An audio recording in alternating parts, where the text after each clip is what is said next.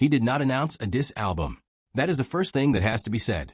Because somehow the loudest version of this story is already the least accurate version of it. Kendrick Lamar is being talked about like he walked into 2026 with a release date, a track list, and a mission statement taped to the wall, when what actually happened is DJ Akademiks jumped on stream and said he was under good authority to speculate that Kendrick has something up his sleeve. And from there, the entire rumor economy did what it always does when that goes silent. It turned one vague sentence into a manufactured emergency. And that matters way more than people think, because this is not just about one possible album, or even one possible Drake angle. This is about how the biggest rapper in the world can say almost nothing, and the whole culture still starts rearranging furniture like a storm warning just came through. Personal stakes, because if Kendrick's next move lands the wrong way, people will say he's replaying old beef. Cultural stakes, because if the conversation gets framed as another diss run, then the whole audience gets nudged into treating one of rap's biggest creative figures like a one-topic act. Systemic stakes, because when a streamer speculation can become the week's accepted storyline before a single official announcement exists, you are not watching journalism. You are watching narrative derivatives being traded in real time. And the wildest part is that this rumor did not arrive in a vacuum. It arrived after GNX, after Not Like Us, after the Grammys, after the Super Bowl, after a stadium tour that turned Kendrick Lamar and SZA into an economic event. So if we are really going to have this conversation, we need to have the real one. Not, is Kendrick making a diss album? Because that is the bait question. The real question is why the minute Kendrick looks like he might move again, certain people suddenly need that move to be about Drake before the public has any reason to believe it is. And when we get to the business side of why that framing is so useful to so many people, that is where this whole thing stops looking like gossip and starts looking like strategy. Drop your thoughts in the comments, hit like, and subscribe. Let's get into it. Because listen, I think a lot of people are mixing up three completely different things and pretending they are one story. There is the reality of Kendrick Lamar's current position. There is the rumor being floated by the stream side spokesman. And then there is the fan fiction built on top of that rumor by people who desperately need Kendrick's next chapter to orbit Drake even after a full year of evidence, saying Kendrick does not need to orbit anybody. Kendrick comes into this moment with a resume that is not theoretical. GNX debuted at number 1 on the Billboard 200 with 319,000 equivalent album units and nearly 380 million on-demand streams in its first week. And then the album kept building instead of fading out like a quick viral moment. That matters because it tells you the audience is not waiting around for Kendrick only as a diss artist. They are waiting around for Kendrick as an event, period. Then stack on what happened after that. Not Like Us did not just win headlines. It became one of the defining records of the era, and after the 2025 Grammys and the Super Bowl performance, Billboard reported it returned to number 1 on the Hot 100, while also breaking the all-time record for the most weeks at number 1 on Hot R&B/hip-hop songs. Meanwhile, GNX bounced back to number 1 on the Billboard 200, and NPR noted Kendrick became the first hip-hop artist ever to land 3 top 10 albums in the same week. So when people act like the public only wants one thing from him now, I need everybody to stop and think. If the audience only wanted more beef records, why did the catalog move like that? Why did the whole ecosystem move like that? Why did the albums move like that? That is not a diss-only audience. That is a full-spectrum cultural command. And that is where the stakes get bigger. Musically, the question is whether Kendrick follows a victory lap album with something left field, introspective, aggressive, or cinematic. Culturally, the question is whether the audience will let an artist who has clearly earned range actually use that range, or whether the discourse machine is going to drag everything back into old trenches because old trenches are easier to monetize. Financially, the stakes are even crazier. Billboard reported the North American leg of the Grand National Tour, with SZA, grossed $256.4 million across 23 shows and sold 1.1 million tickets, making it the highest-grossing reported co-headline tour ever at that point. That is not rapper in a battle aftermath money. That is empire money. That is, we can wait, and the waiting itself becomes part of the brand money. Reputation-wise, this matters because everybody in this story is now managing a different burden. Kendrick has to avoid looking predictable. Drake has to avoid looking haunted. Akademiks has to avoid looking irrelevant, which is difficult when your business model depends on always sounding like you know which door the industry is about to open. And the audience has to decide whether it wants analysis or theater, because those are not the same thing. One person says, here is what has actually been confirmed. The other says, I heard enough to build a whole movie trailer in your head. And guess which one travels faster on the timeline? So when I say this topic is bigger than is a diss album coming, that is exactly what I mean. This is a stress test for the entire hip-hop media climate. Does everybody understand how crazy it is that one speculative comment can immediately turn the biggest artist in rap into a hostage of a plot nobody can verify yet? And more importantly, who benefits if that becomes the default reading of his next move? Now let's get into the surface evidence, because before we do any deeper reading, the visible stuff already tells a story. The first and most obvious piece is the one everyone is clipping. Akademiks saying he is under good authority to speculate that Kendrick Lamar has something up his sleeve this year, and that it is not just about a baby Keem appearance. That quote matters, but not for the reason people keep pretending.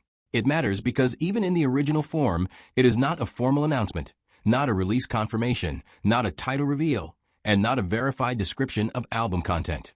It is a streamer presenting proximity as credibility and ambiguity as suspense. And in this era, ambiguity is apparently enough to launch 1,000 thumbnails. The second piece of visible evidence is what is missing. There was no official PG-Lang rollout attached to that claim, no public release date, no single, no cover art, no statement from Kendrick himself. Hot New Hip Hop's report explicitly said it remains unclear what Kendrick has in the works, or when fans can expect to hear it. That missing information is not a side note. That is the whole point. When the foundation is that thin and the narrative gets that thick anyway, somebody is doing creative writing with market consequences. That is why I keep saying the issue is not just whether the rumor turns out true. The issue is how quickly the content of the rumor was upgraded from Kendrick may drop to Kendrick is dropping a Drake-focused diss album. Those are not the same sentence. Not even close. Third piece of evidence. Kendrick's actual measurable commercial posture makes the diss album framing feel more like projection than necessity. GNX did not limp into the market. It detonated. Billboard reported 319,000 first-week units, 285,000 of those from streaming equivalent units, and 379.72 million on-demand official streams from a 12-song set. That opening gave him 2024's biggest streaming week for NER and B/hip-hop album, and the year's third-largest streaming week overall. So ask yourself something simple. If an artist already has that kind of attention power without centering a Drake rollout, why would the default assumption be that he suddenly has to build his next full project around Drake to get people to care? That sounds less like analysis and more like wish casting from people who need the scoreboard emotionally balanced. Fourth piece of evidence, the audience expansion after the Super Bowl. Billboard reported Kendrick's 2025 Super Bowl 59 halftime show drew 133.5 million viewers, officially making it the most-watched halftime show of all time and bigger than the game's own average audience. Then NPR documented the immediate chart consequences. GNX back to number 1, Damn. At number 9, Good Kid, Mad City at number 10, and the top 3 songs on the Hot 100 all Kendrick records. That is not the profile of an artist whose relevance depends on restarting a feud. That is what cultural centrality looks like when it spills out of rap fandom and into the larger public. And I need everybody to sit with that for a second, because this is where the sarcasm has to come in. We are supposed to believe the guy who just turned the Grammys, the Super Bowl, and 3 catalog albums into a synchronized flex is in a back room panicking and scrambling to assemble Not Like Us 2 through 14 because the timeline got noisy. Really? That is the theory? The man just walked onto the biggest stage in American entertainment as the first solo rapper to headline it. And the conclusion is that he has been reduced to reaction content? Come on now. One camp keeps trying to sell urgency. The other camp keeps printing results. One person is yelling about what might happen. The other keeps bending the actual marketplace without saying much at all. Fifth piece of evidence is the long tail power. And this is where it gets uncomfortable for people who wanted GNX to be a moment instead of an era. Billboard later reported that GNX set a record with 22 weeks at number 1 on top rap albums, while Luther with SZA set a record with 27 weeks at number 1 on hot rap songs, surpassing even Kendrick's own Not Like Us. That matters because it demolishes the lazy argument that Kendrick's post-beef success is only a function of one diss record. No, actually, the follow-up material stayed alive on its own. The album stayed alive on its own. The collaboration records stayed alive on their own. The ecosystem did not collapse after the battle dust settled. It widened. Sixth piece of evidence is the touring side, because live performance is where fake hype dies and real demand gets counted one ticket at a time.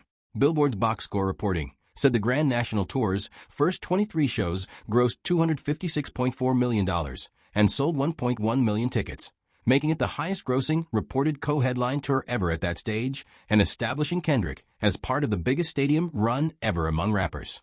So again, can we have the real conversation? People are framing Kendrick like an artist who needs a disc-based life raft, while the actual business data says he is operating like a global live event engine. That is a giant difference. Seventh piece of evidence, and this is the little detail people skip because it ruins the storyline, is that the same rumor cycle also included confirmed discussion of Kendrick appearing on Baby Keem's next project. Hot New Hip Hop noted that his feature on Keem's Ca Dollarino had been confirmed. Now, whether that feature is huge, small, weird, or just there for family chemistry is almost beside the point. The point is that even the rumor report itself presented multiple possible lanes for Kendrick's next move, but the internet selected the Drake-centered interpretation because it is louder, easier, and more profitable. So the surface evidence already tells us something essential. This story is not just being reported, it is being steered.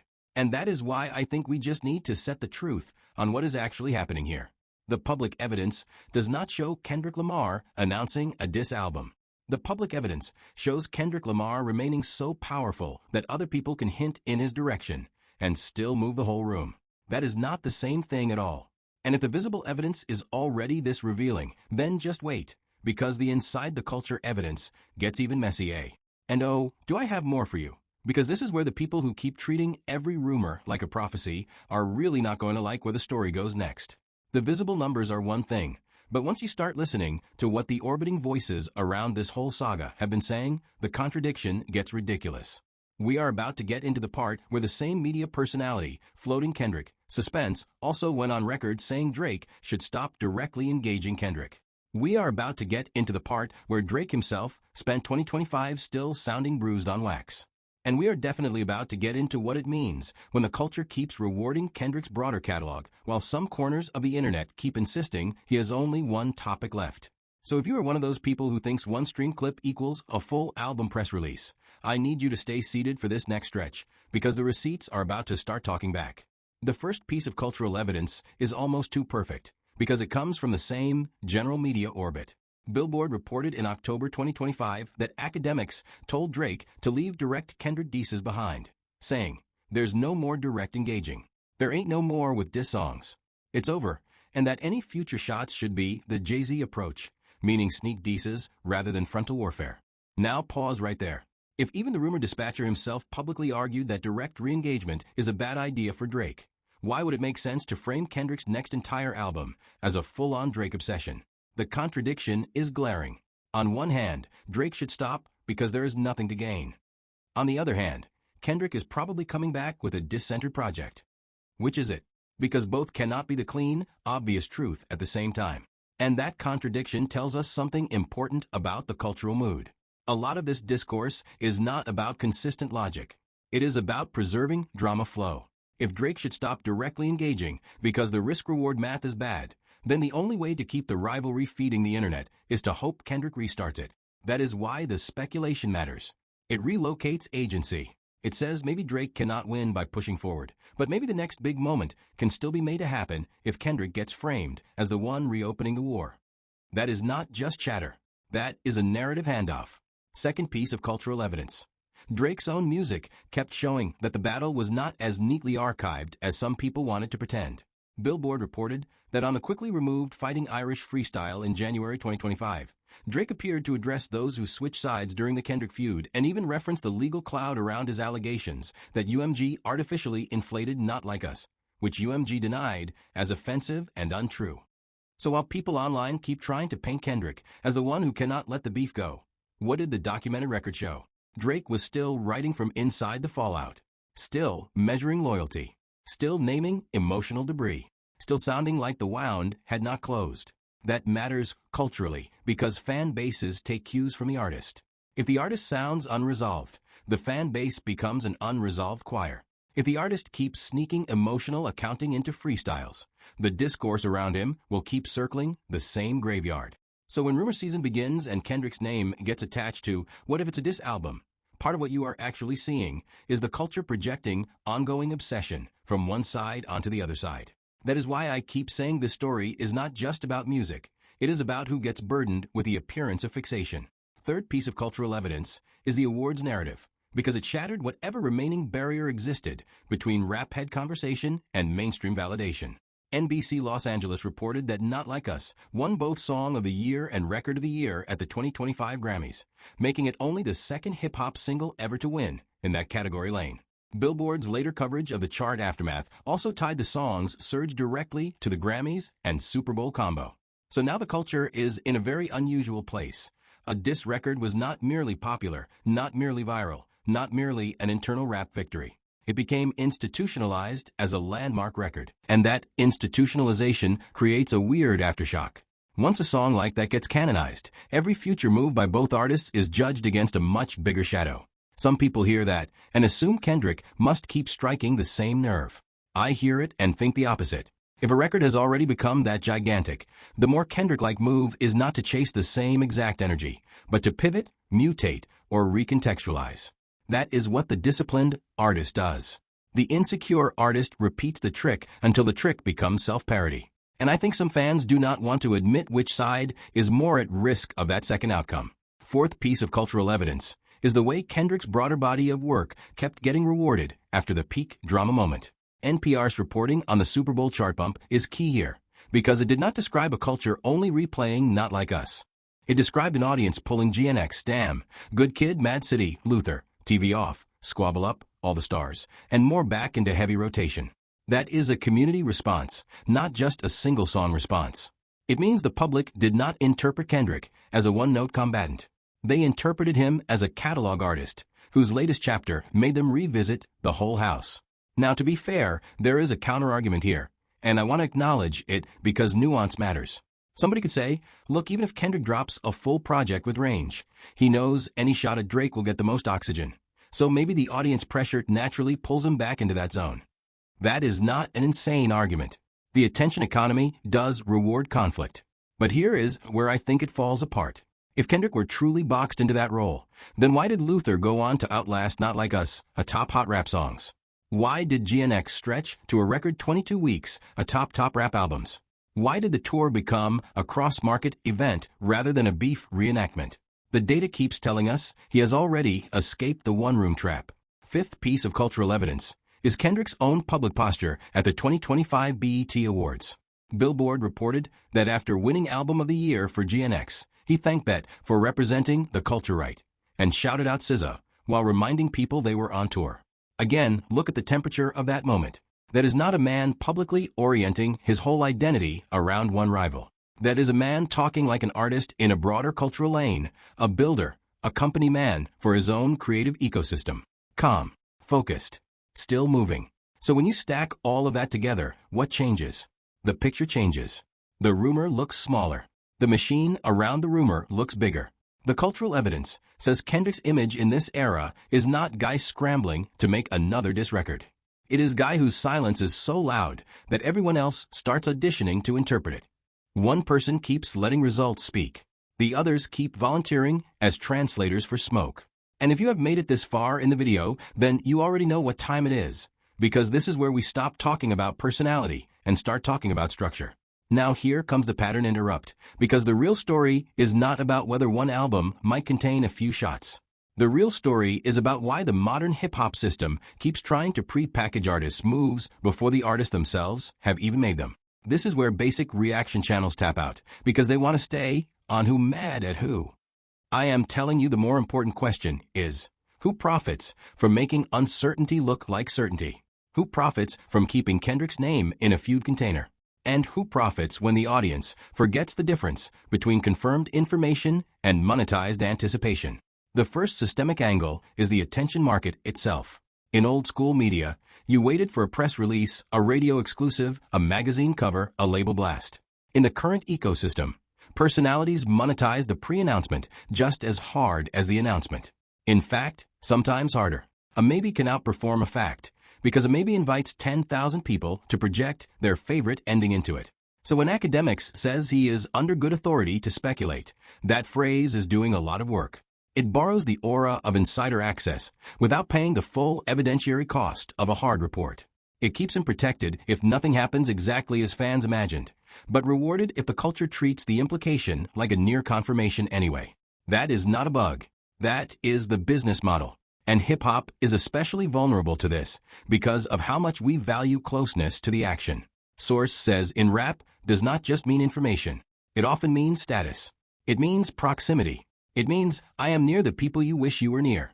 So a narrative broker can turn access theater into cash flow even when the underlying details remain vague. Think about how often the genre gets fed not finished facts, but directional suggestions. Something is coming, he has something up his sleeve, they're not done, watch what happens next.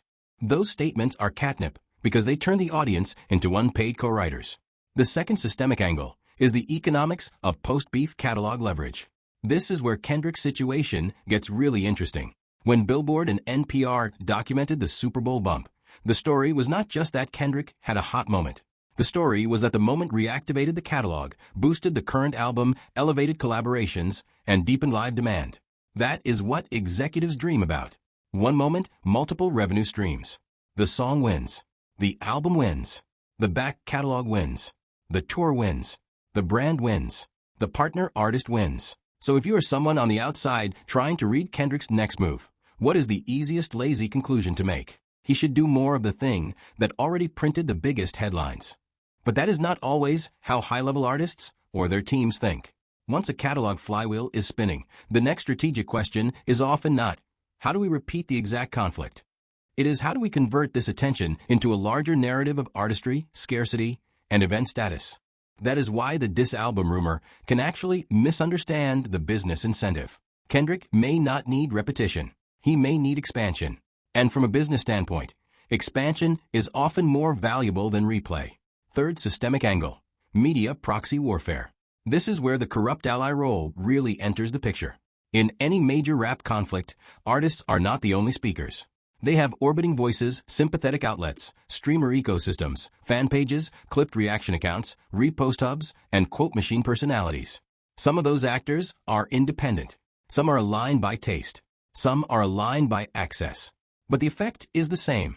They can test narratives in public before the artists themselves commit to them. So if an idea catches, it sticks. If it flops, it disappears into the algorithm's graveyard. No press conference required. And this matters because it lets camps reshape the emotional terrain without making the principal say too much. Look at the sequence. Billboard reports Akademiks, later telling Drake direct diss songs are over. Billboard also reports Drake still sounding bothered on Fighting Irish, including a line tied to his legal complaints around Not Like Us, which UMG denied. So the direct artist-to-artist warfare becomes riskier. But the atmosphere around the warfare can still be maintained by proxies, commentary, insinuation, and interpretation. That is what keeps the machine alive when the central players cannot or should not say everything themselves. This is also why the phrase diss album is so useful. It is emotionally loaded, commercially sticky, and algorithmically magnetic. It implies aggression, continuity, and a high-stakes sequel. It tells fans of both sides to report to the comment section immediately. For Kendrick supporters, it promises another showdown. For Drake supporters, it offers a chance to call Kendrick obsessed. For media personalities, it guarantees reaction inventory. It is the perfect chaos phrase. And notice how neatly it flattens artistic possibility. A complex album with one or two subliminals can be framed as a diss project. A layered album about power, fame, fatherhood, or America can still be trapped inside feud packaging if the opening discourse decides that is what it is. That is how narrative capture works. The fourth systemic angle is scarcity as branding. Kendrick's public pattern has never looked like the influencer economy. He does not overshare. He does not constantly narrate his creative life for the feed. He disappears, resurfaces, detonates, and lets the work create the weather. That pattern increases speculation premiums because the less he explains, the more valuable each hint becomes. So ironically, the silence that protects artistic flexibility also creates a market for third-party interpreters to sell certainty around him. That is the tax of mystique. Everybody wants to fill the quiet with their own version of the truth. But scarcity also creates power. Because if you are Kendrick, you do not necessarily need to rebut every narrative planted about you. You can let the market exhaust itself and then redefine the board with the actual music. That is why I think some people keep misreading his silence as vulnerability when it may actually be the opposite. The artist who has to answer every whisper is weak. The artist who can let 10 competing whispers run wild and still arrive with the dominant final statement is strong. That is a very different posture. And let me add one more layer, because this is where the machine gets even uglier. When the public keeps hearing Kendrick diss album before any official campaign exists, it subtly rewrites ownership of the next moment. If the project comes and it is broader than that, then commentators get to say he changed direction or he reworked it. If it comes with even one hard Drake jab, then they get to say, see, we told you. That is a win-win structure for the rumor broker and a lose-lose structure for the artist being interpreted. The rumor does not merely guess the future. It tries to colonize it in advance. So what do we actually learn from the system side? We learn that modern rap discourse is not just reactive. It is preemptive. It wants to front-run meaning. It wants to decide the theme before the text arrives. And when the artist at the center of that storm is somebody as culturally dominant as Kendrick Lamar, the temptation to pre-package his next move becomes irresistible. Because if you can control the first sentence of the conversation, you have already influenced how millions of people hear the first song. And that brings us to the truth bomb, because after all of this, the most important thing becomes brutally clear. The diss album story is not powerful because it has been confirmed. It is powerful because too many people need it to be true for emotional, commercial, and narrative reasons. That is the reveal. The rumor itself is the evidence of anxiety. It is not proof of Kendrick's plan. It is proof that Kendrick's next move is so threatening to the current balance that certain corners of the media ecosystem are trying to trap it inside a familiar frame before it gets here. Think about that. If Kendrick really were small enough, predictable enough, or contained enough, nobody would need to do this. You only rush to define a giant's next move when you are afraid of what happens if the giant defines it himself. And that, to me, is exactly what this looks like. A preloaded explanation. A manufactured box. A way to say, no matter what Kendrick does next, we have already told you what it means. If it is introspective, they can call it ducking. If it is aggressive, they can call it obsession.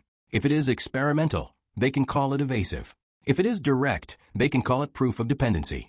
The frame is designed so the conclusion arrives before the material. That is why I do not hear confidence in this rumor cycle. I hear fear. Fear that Kendrick's next statement may once again reset the hierarchy. Fear that he may prove he can walk away from the beef and still own the room. Fear that he may return to the beef only on his terms and still make it look effortless. Fear that he may do something even more dangerous than either option, which is give a culture a project so fully realized that all the pre-game narrative games suddenly look cheap in comparison. And look at the scoreboard around that fear. GNX opened massive. Not Like Us turned historic. The Super Bowl became a record. The tour became an economic monster. Luther became a record breaker. The catalog kept swelling. This is not the profile of an artist backed into a corner. It is the profile of an artist people are trying to corner rhetorically because they have not been able to corner him materially. So here is the strongest version of the truth. And yes, I am saying this with full conviction. The biggest story is not that Kendrick Lamar may have another diss in him. Of course he may. The biggest story is that the culture has reached a point where even the possibility of Kendrick moving again causes rival ecosystems to start building narrative shelters in advance. That is not normal artist behavior around a peer. That is what happens around a force, around a pressure system, around somebody whose next decision has the power to make entire communities of commentators look late, small, or foolish. And if you want the cleanest one-liner in the whole video, here it is. They are not preparing for Kendrick because they know what he is about to do. They are preparing for Kendrick because they do not. That is the panic. That is the reason. That is the tell. Which is exactly why the resolution here feels so simple to me. The right person is still in the strong position. Kendrick keeps winning without having to over-explain himself. He keeps letting the work stack. He keeps letting the moments convert into milestones. He keeps operating like a disciplined artist, instead of a permanently online contestant chasing daily validation.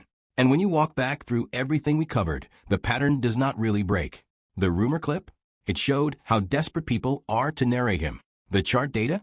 It showed he does not need the feud to move units. The Super Bowl? It showed he is bigger than the argument now. The tour? It showed that real-world demand is not a comment section illusion. The awards?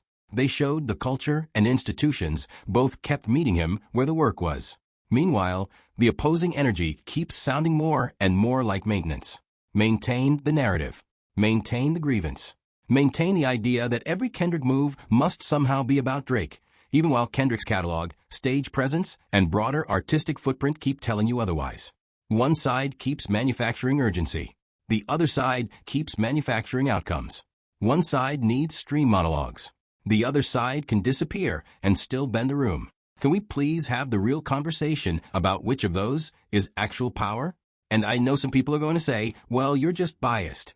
Of course, I am biased toward the evidence. I am biased toward the guy whose post-beef era did not shrink into one gimmick. I am biased toward the artist who can take a battle anthem, a melodic crossover, a stadium run, and a full catalog bump and somehow make all of them look like parts of one disciplined arc. That is not bias in the lazy sense. That is pattern recognition. One person makes music that keeps pulling listeners deeper into a body of work.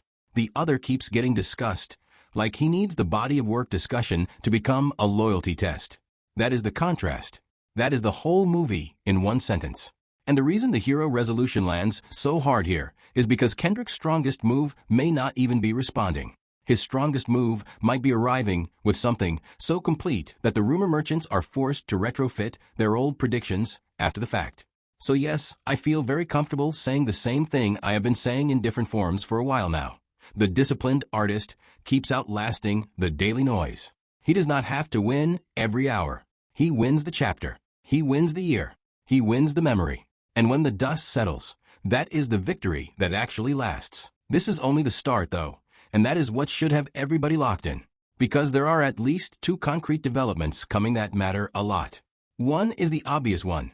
If Kendrick does drop, the first 24 hours of that release are going to tell us whether the rumor class had any real insight or whether they were just shadowboxing with their own projections. The second is the broader movement around his ecosystem, because the Baby Keem connection is already in the air, and whenever Kendrick chooses to appear beside family, collaborators, or tour partners, those appearances tend to reveal direction, without fully giving away the whole blueprint. Add in the ongoing global life of the Grand National Tour, and you have multiple stages left for Kendrick to reshape the conversation, without even needing a conventional interview cycle. So that is why you really do want to stay on top of this story. Because the next move is not just about a song or an album. It is about whether the culture learns to separate official reality from monetized pre-reaction. If Kendrick drops, and it is expansive, some people are going to have to answer for trying to shrink him in advance. If he drops, and there are shots, then we get to judge those shots in context, instead of swallowing somebody else's framing before the music even arrives. Either way, the truth is coming. That is the fun part. And if you're still here, I appreciate you. Because you already know we are not doing the lazy version of these stories over here. We are doing the full picture. So keep your eyes on this one, keep your ears open, and stay subscribed. Because the minute Kendrick actually moves, this entire rumor economy is going to get stress tested in public. And for the next video, I need to talk about the other side of this coin. Because there is a fascinating question sitting there that almost nobody is handling correctly. What if the real post-beef trap was never about who lost the battle, but about who got stuck needing the battle to stay emotionally alive? That is a way bigger conversation than people realize. And when you follow the freestyles, the proxy voices, and the recurring need to relitigate the same war, the payoff gets very uncomfortable very fast. So if that sounds like your kind of chaos, go watch that one next.